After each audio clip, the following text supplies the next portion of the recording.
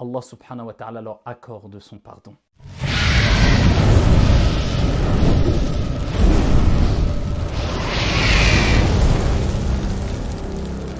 Il y a une manière qui te permettra, incha'Allah tabaraka wa ta'ala, de te rapprocher plus rapidement et d'une manière beaucoup plus noble de ton Seigneur tabaraka wa ta'ala, et voir, incha'Allah, tes péchés petits et grands être pardonné auprès de ton Seigneur tabaraka wa ta'ala. Si bien sûr tu as regretté, tu as abandonné le péché, tu as la ferme résolution de ne plus recommencer, mais de quelle manière? En accomplissant 2 rak'at.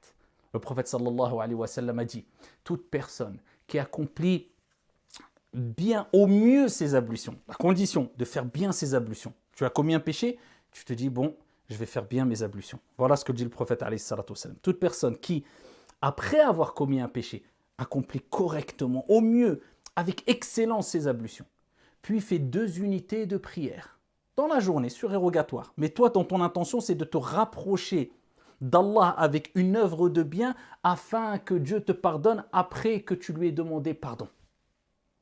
Donc, à travers quoi? As-salat. Pourquoi?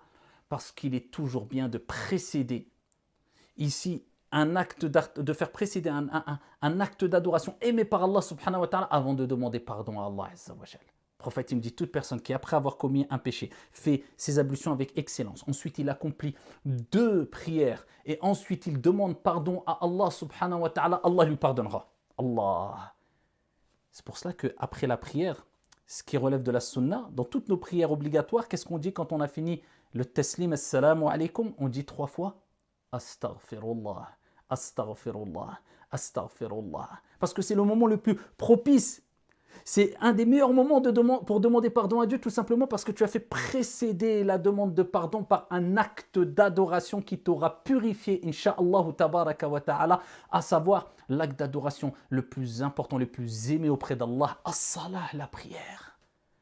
Et ensuite, le prophète a récité le verset coranique وَالَّذِينَ إِذَا فَعَلُوا فَاحِشَةً أَوْ ظَلَمُوا أَنفُسَهُمْ ذَكَرُوا اللَّهَ فَاسْتَغْفَرُوا لِذُنُوبِهِمْ وَمَنْ يَغْفِرُ الذُّنُوبَ إِلَّا اللَّهُ وَلَمْ يُصِرُّوا عَلَى مَا فَعَلُوا وَهُمْ يَعْلَمُونَ.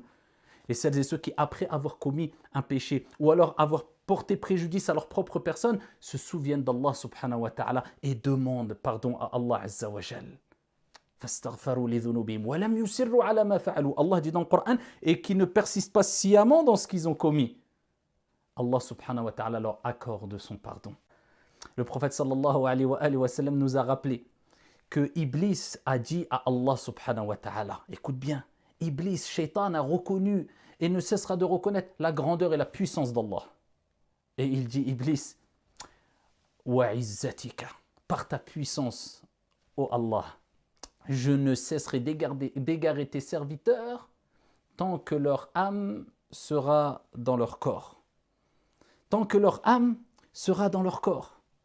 Allah subhanahu wa ta'ala a répondu à Iblis, à Shaitan, en lui rappelant c'est qui Allah, en lui rappelant que sa miséricorde devant sa colère, et en lui rappelant c'est Allah qui fait ce qu'il veut quand il veut.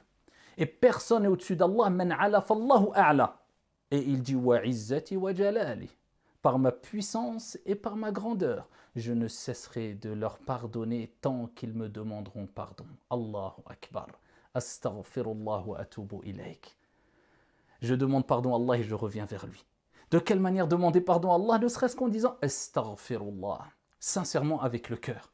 Et bien sûr, on doit s'éloigner au mieux selon nos capacités, bien sûr des grands péchés, mais aussi des petits péchés.